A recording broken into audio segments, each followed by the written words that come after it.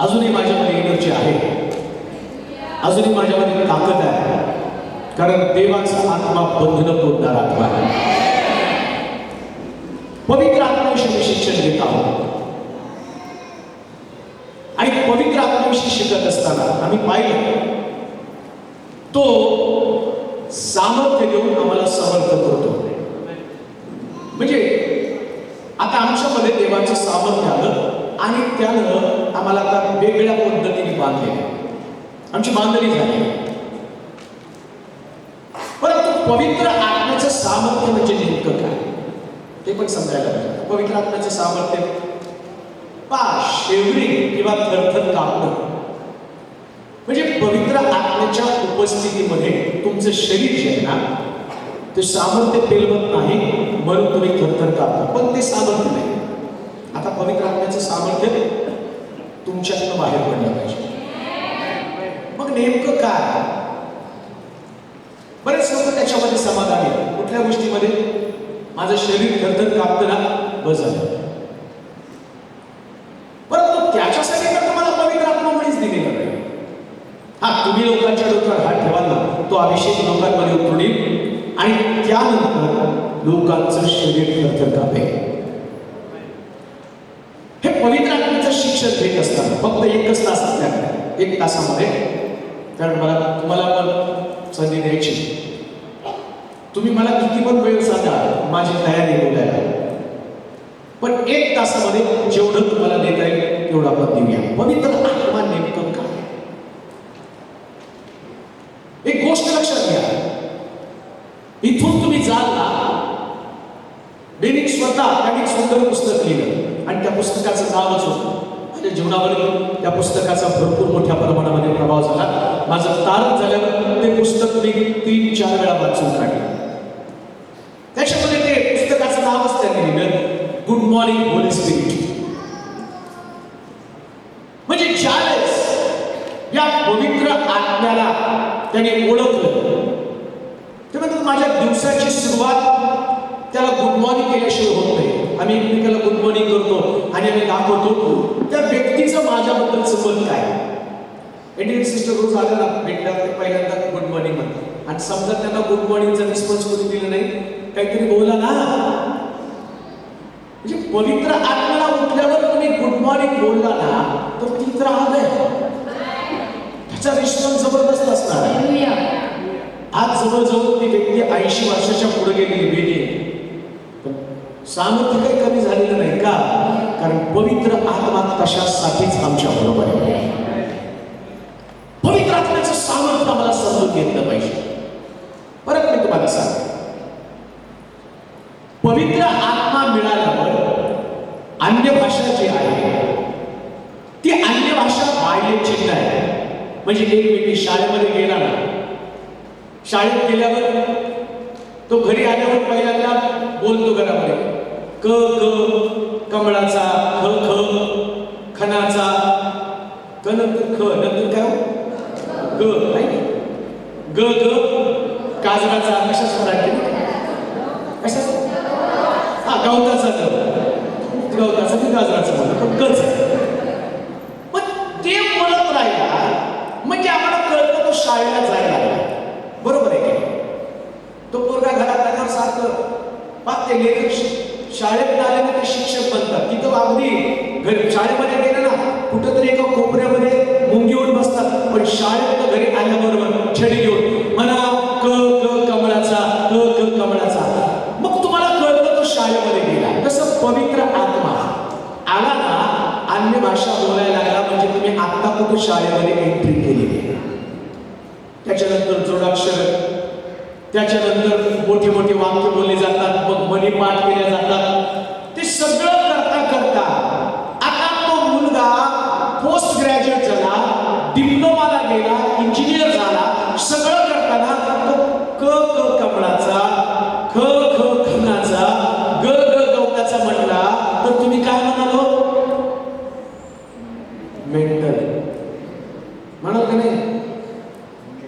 की क क कमळाचं म्हणल्यावर ग ग गाजराचं म्हणल्यावर सगळे हसायला लागले. बाळक साहेबांना 12 खडी पण पाठ नाही, मूळाक्षर पण पाठ नाही. मग पवित्र आत्मा मिळाला. 15 वर्ष, 20 वर्ष, 10 वर्ष, 2 वर्ष, 3 वर्ष तुम्ही मूळाक्षर म्हणजे फक्त अन्य भाषेत बोलत आहात. ती मूळाक्षर आहे. तुमचं विस्कम, तुमचं ज्ञान वाढलं पाहिजे. तुम्ही ज्याच्यासाठी देवानं तुम्हाला पवित्र आत्मा दिला ना ते तुम्हाला समजलं पाहिजे. अन्य भाषेत मर्यादित राहू नका. बायबल काय सांगतं माहिती का?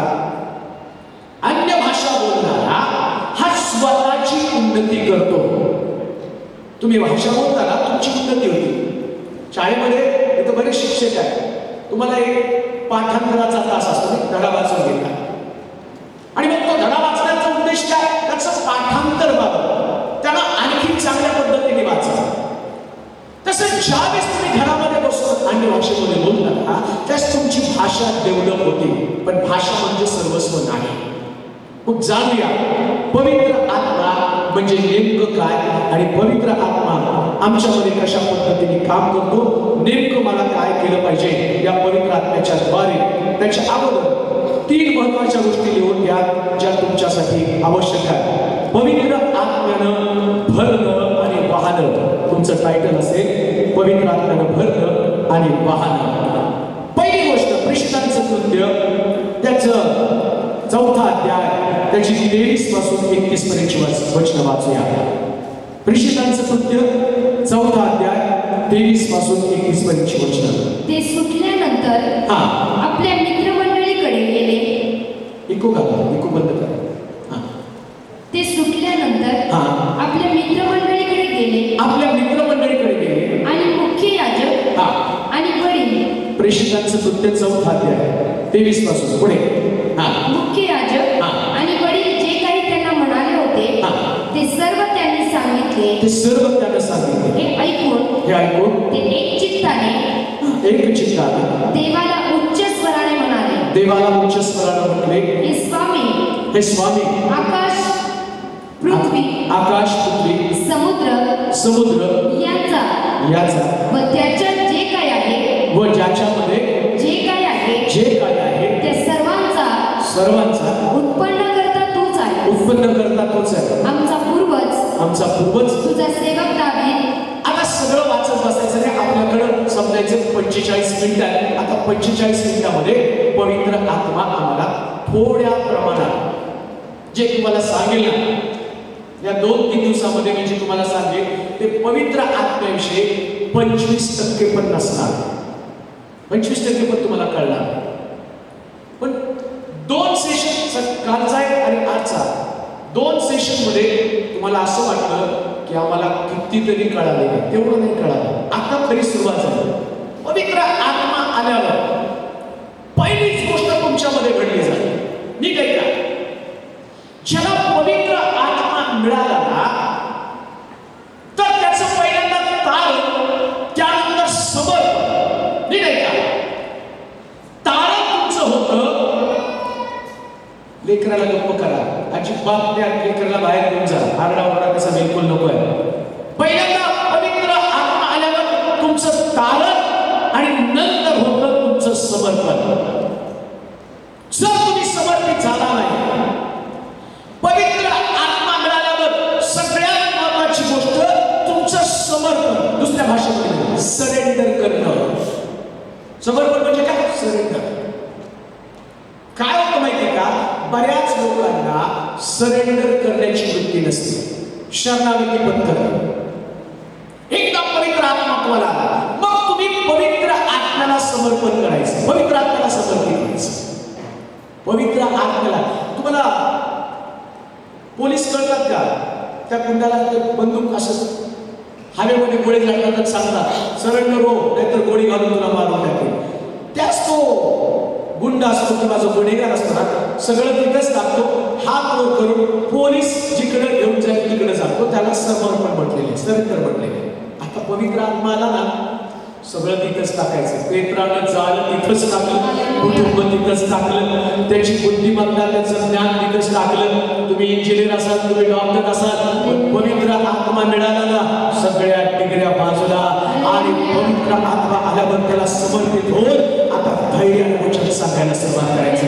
मग तुमच्याकडे डिग्री असत असो, मग तुमच्याकडे ज्ञान असत असो, पण तुमच्याकडे अलौकिक ताकद, त्याला तुम्ही सरेंडर झाला आणि तो पवित्र आत्मा जसं पेत्र एक सामान्य व्यक्ती आहे. आता पेत्राकडे ज्ञान नाहीये, पेत्राकडे सांगण्यासाठी कसं नाही, पण पेत्र त्या पवित्र आत्म्याला समर्पित झाला. पेत्र म्हणतो आता माझ्याकडे पहिल्यासारखं काही नाहीये, परंतु हे देवा तुझ्या आत्म्याला तर माझ्यामध्ये पाठवले नाही. आता मी लोकांसमोर धैर्याने वचन सांगेल.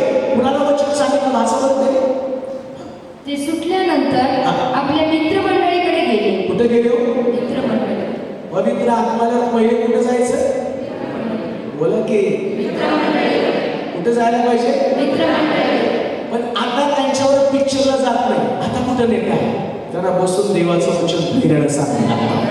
हे पवित्र आत्म्याचं काम आहे. इथून तुम्हाला दुसरीकडे कुठं जायचं नाही. जाऊन सांगायचं जिथून आलो ना, एक काहीतरी वेगळं माझ्यामध्ये झालेलं आहे, माझ्यामध्ये धैर्य आलेलं आहे. आजपर्यंत ज्यांच्याबरोबर थिएटरला गेला, आजपर्यंत ज्यांच्याबरोबर बातम्या केल्या, आजपर्यंत ज्यांच्या समोर बसून तुम्ही गवाळ्या केल्या, आजपर्यंत ज्यांच्या समोर बसून तुम्ही थट्टा केला, पण आता ते नाहीये. आता पवित्र आत्म्याचं सामर्थ्य तुमच्याकडे आलेलं आहे आणि पवित्र आत्म्याचं जे दान तुम्हाला मिळालं, ते दान आता लोकांना दिलं पाहिजे. जे तुम्ही आणि जे तुमच्यावर बसत होते, जे तुमच्यावर पूर्वी भांडण करत होते ना, औरंगाबादचा तो रंगणीच नाही काय तुझं आरोग्यच आहे. करण नाही नाव लक्षात सॉरी का त्याने विचारले मला औरंगाबादमध्ये गेल्यावर खूप चांगलं खायला घातलं. कधी पण गेलो की पहिले पाचशे चला माझ्या बरोबर खूप चांगला त्याने सांगितलं.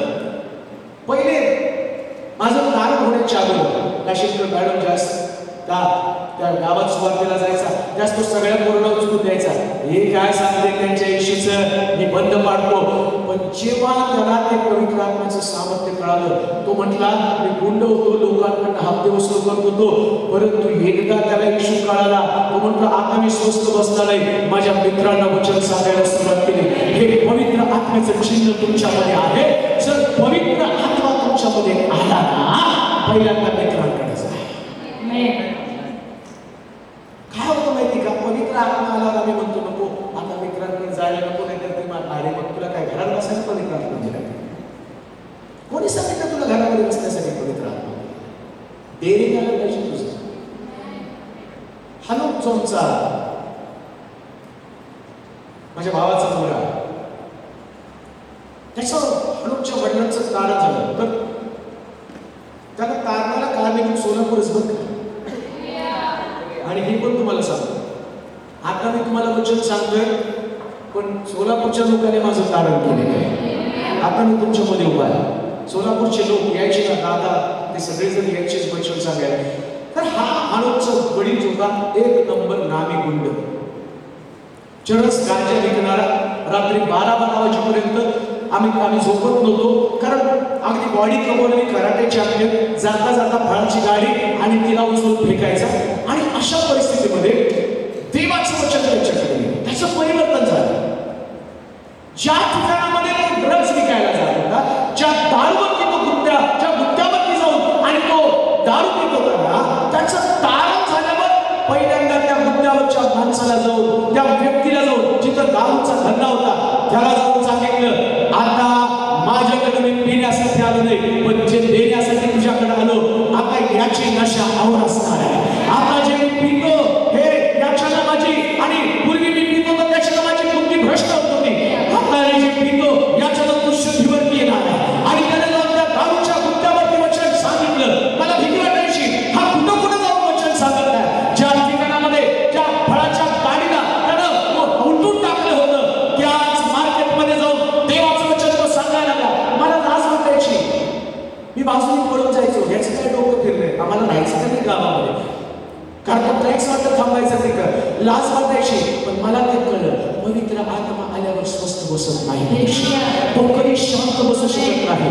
पवित्र आत्मा आल्यावर ते तुम्हाला घेऊन जातं कुठं तरी, मित्रांकडे जातं. म्हणून लक्षात घ्या, जे सामर्थ्य तुम्हाला मिळालं, ते सामर्थ्य तुम्हाला प्रत्येक गोष्टीसाठी समर्थ करतं.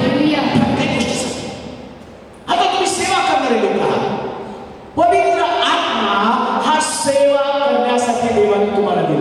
एका ठिकाणामध्ये सगळं वाचता येणार नाही, सगळं सांगता पण येणार नाही. बायबल काय सांगतो माहिती का? पवित्र आत्मा मी तुम्हाला इसार म्हणून दिला. इसार कळतं का? इसार म्हणजे मला ते नाही कळत, इंग्लिश कळतं, ऍडव्हान्स. समजा मी कॉन्ट्रॅक्टर, आम्ही हे हॉल बुक केला. बुक करत असताना त्यांना काय म्हटलं मी? ते म्हटले ऍडव्हान्स द्या, नाहीतर हॉल बुक होणार नाही. मग ऍडव्हान्स दिल्यावर आम्ही गपचूप बसलो आणि त्यांनी सांगितलं आता राहिलेले पैसे तुम्ही 1 तारखेच्या आत द्या. पण आम्ही म्हटलं पैसेच नाही. तुम्हाला ऍडव्हान्स दिल्यावर तुम्ही कामाला लागलं पाहिजे ना, बाकीची रक्कम जमा करायला पाहिजे ना. तसं पवित्र आत्मा ऍडव्हान्स दिल्यावर कामाला लागलं पाहिजे. तो ऍडव्हान्स मध्ये तुम्हाला दिले, तुम्हाला मिळाले. आता मिळाल्यावर त्याच्यावर तुम्हाला व्यापार करता आला पाहिजे. एक गोष्ट लक्षात ठेवा, जेवढे तुमचे मित्र मैत्रिणी आहेत ना, हे सगळे देवाच्या मंदिरात आलेच पाहिजे. याच्यासाठी पवित्र आत्मा तुम्हाला दिला. का तुम्ही थिएटरमध्ये जाताना त्यांना सांगत नव्हता का चला आमचा पिक्चर लागलाय, खूप चांगला आहे, आणि त्याच तुम्ही त्याच्यावर विश्वास ठेवत होता, ते तुमच्या बरोबर जात होते. तुम्ही पार्टीला जाता, मग आता तुम्ही वेगळ्या पद्धतीने सांगा ना. हे देवाच्या मंदिरात बघ किती देव चांगला आहे, त्याचा अनुभव घेऊन पहा. हा परिस्थिती बदलणार आहे. म्हणून समर्पित व्हा. पुन्हा पवित्र आत्म्याला स्मरण करा. कोण व्यक्ती तुम्हाला सापडली नाही सापडली की त्याला देवाविषयी सांगायचं. कारण तुमच्यामध्ये जो देवाचा आत्मा आहे तो तुम्हाला फोर्स करतो, तो तुम्हाला आणि पुश करतो. कशासाठी? तर तुम्ही देवाचं काम करण्यासाठी. म्हणून धैर्यानं वचन, परत वाचायचं वचन. ते सुटल्यानंतर आपल्या मित्रमंडळीकडे गेले. मित्रमंडळीकडे गेले आणि मुख्य याजक वडील जे काही त्यांना म्हणाले होते ते सर्व त्यांनी सांगितले. सर्व काही सांगितलं. हे ऐकून ते एक चित्तानं देवाला उच्च स्वराने म्हणाले, हे स्वामी, आकाश, पृथ्वी. परत वाचायचे.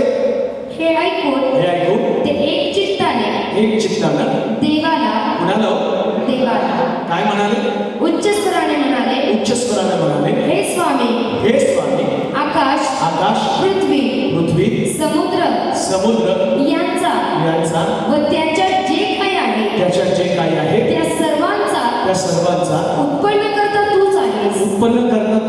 आमचा पूर्वज तुझा सेवक दावीद याच्या मुखानं पवित्र आत्म्याच्या द्वारे तू म्हटले, राष्ट्र का खवळली व लोकांनी व्यर्थ योजना का केल्या. डोंगर टेकडी राष्ट्र का खवळली व लोकांनी व्यर्थ योजना का केल्या. प्रभू विरुद्ध व त्याच्या अभिषिक्ताविरुद्ध. एक गोष्ट लक्षात ठेवा, ज्यावेळेस पवित्र आत्मा येतो ना, राष्ट्र खवळली पाहिजे. जोरात म्हणा. पवित्र आत्मा आल्यावर तुमचं गाव खवळून गेलं पाहिजे, येशूच्या दर्शनासाठी उत्सुक झालं पाहिजे.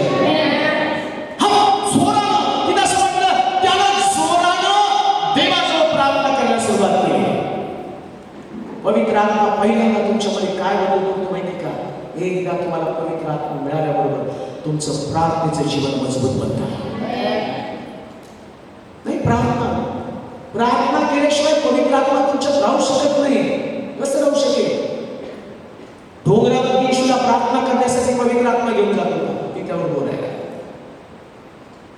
येशूचे शिष्य त्या डोंगरावरती प्रार्थनेसाठी गेला ना, तिथं असं लिहिलं की येशूचे 9 शिष्य खाली थांबले आणि येशू 3 शिष्यांना डोंगरावरती प्रार्थनेला घेऊन गेला. ठीक आहे का? येशू डोंगरावरती प्रार्थना करत असताना खाली राहणारे त्याचे शिष्य आहेत ना, हे शिष्य भूताला काढत होते आणि ते भूत त्यांच्यातनं निघत नव्हतं. का निघत नव्हतं? आणि प्रार्थनेला वर गेले नव्हते. ज्या व्यक्तीला प्रार्थना करताच येत नाही पवित्र आत्म्यानं, त्यानं भूत काढायच्या मागणी तर पडूच नाही. उलटा कारभार होऊन जायचा.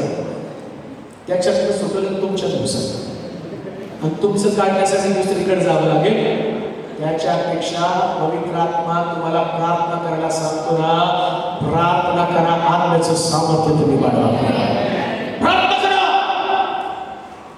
प्रार्थनेचं सामर्थ्य तुमच्यामध्ये असलं पाहिजे.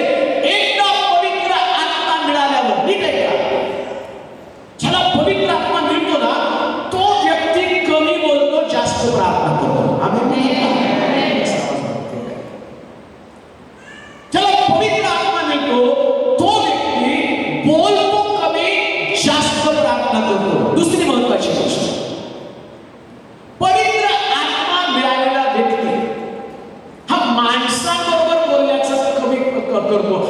टाळतो तो जास्त देवाबरोबर बोलतो. येशू ख्रिस्त माणसांबरोबर फार कमी बोलला, मोजकच बोलायचा.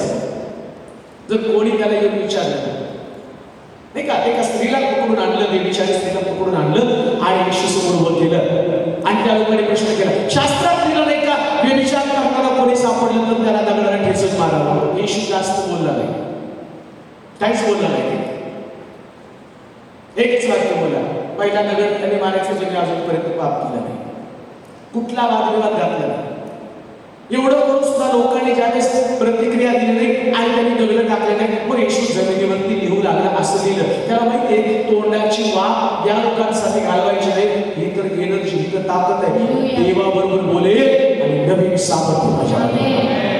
एकमेकांमध्ये वाद करत तुमची एनर्जी खर्च करू नका. मंडळीमध्ये, चर्चमध्ये, परिवारामध्ये देवाला तुम्हाला ज्या गोष्टीसाठी निवडले का तुम्ही का? जर तुम्ही वाजवणारे लोक आहात ना, पवित्र आत्म्यानं भरून फक्त वाजवण्यासाठी प्रार्थना केली पाहिजे. हे देवा, मी हे वाद्य वाजवत आहे, हे वाद्यावरती असा अनुभव पाठव ना, माझी सगळी शक्ती त्याच्यामध्ये एकवट करून हे वाद्य मंडळीला उभारण्यासाठी उपयोगी पडून ही तुमची प्रार्थना असायची. त्याच्यात बात करून बसू नका. काय होत माहिती, समजा वाजवणारे लोक आहेत ते पवित्र आत्म्यानं भरले आणि त्यांनी जर दुर्लक्ष केलं ना, ते सांग तुझं वेग चुकलं, माझा अनुभव चुकलं, तू गायला खालच्या पट्टीत गेला, तू वरच्या पट्टीत गेला, आणि तू खालच्या पट्टीत गेला का वरच्या पट्टीत गेला का अजून कुठल्या पट्टीत गेला. एक लक्षात ठेव, तुला जे करायचं सगळी शक्ती हे म्हणून देवाचं गौरव तुला करायचं आणि त्याच्यामध्ये तू वेळ खर्च कर. पण लक्षात घ्या, पवित्र आत्मा ज्याला चालवतो ना त्यांनी सगळ्याला एकमेकाला उत्तेजन देण्याचं काम केलं पाहिजे. म्हणलं बरोबर, आज फार सुंदर गोष्ट तुम्ही केली बरं का. कधी कधी काय होतं माहिती का, दुसऱ्याला डॉमिनेट करण्यासाठी एक सैतान तुमच्यामध्ये काम करतो. वर्षे झाल्यावर त्या व्यक्तीला कसं खाली पाडावं हे काम केलं जातं की तो पवित्र आत्मा काम करत नाही काम करत. देवाच्या आत्म्याने तुमच्यामध्ये काम करायला पाहिजे ना, तुमचं समर्पण होणं गरजेचं आहे. दुसरी महत्वाची गोष्ट, तुम्ही देवाविषयी बोलत असाल ना तर तुम्ही कोणाचेच पुणेपण काढणार नाही. आम्ही म्हणून काय देवाला तुम्हाला चांगलं बोलण्यासाठी पवित्र आत्मा दिला, एकदम चांगलं बोलण्यासाठी. म्हणून पवित्र आत्म्याचं ताकद, त्याची शक्ती तुम्हाला अनुभवत असताना आम्ही धैर्यानं वचन सांगणारे लोक बनावे आणि पवित्र आत्म्याच्या आधी जाऊन देवाचं काम करावं. त्यानंतर आणखी एक गोष्ट आपण वाचूया, कशासाठी पवित्र आत्मा आहे, या पवित्र आत्म्याचं सामर्थ्य काय नेमकं आमच्या जीवनामध्ये करतो. योहानाचं सुवर्तमान 16 अध्याय 7 आणि 8 वचन. फीडबॅकचा आवाज नाही. योहानाचं सुवर्तमान 16 अध्याय 7 आणि 8 वचन. तरी मी तुम्हाला खरे ते सांगतो, मी जाते हे तुमच्या हिताचे आहे, तुमच्या हिताचे आहे. कारण मी नाही गेलो तर कैवारी तुमच्याकडे येणारच नाही, कैवारी तुमच्याकडे येणारच नाही. मी गेलो तर त्याला तुमच्याकडे पाठवेल, तो येईल पापाविषयी नीतिमत्वाविषयी व न्यायविषयी जगाची खात्री करून देईल. ते माझ्यावर विश्वास ठेवीत नाही, ते माझ्यावर विश्वास ठेवीत नाही. यावरून पापाविषयी मी पित्याकडे जातो आणि त्यानंतर मी तुम्हाला दिसणार नाही. यावरून नीतिमत्वाविषयी आणि या जगाच्या अधिपतीचा न्याय झाला आहे. यावरून न्याय पवित्र आत्मा धार्मिकतेविषयी देवाची योजना पूर्ण करतो. लक्षात घ्या, मला समजतं का नाही माहित नाही, पण मी तुम्हाला समजावून सांगतो. जोपर्यंत तुम्हाला पवित्र आत्मा मिळत नाही तोपर्यंत धार्मिकतेविषयी असणारी देवाची योजना तुमच्या बाबतीत पूर्ण होत नाही. पवित्र आत्मा तुम्हाला नाही म्हणजे देवाची जी धार्मिकतेची संकल्पना, जी योजना, ती योजना पूर्ण होत नाही. त्याला तुम्हाला पवित्र आत्म्याची गरज आहे. मग देवाची धार्मिकतेविषयीची योजना काय?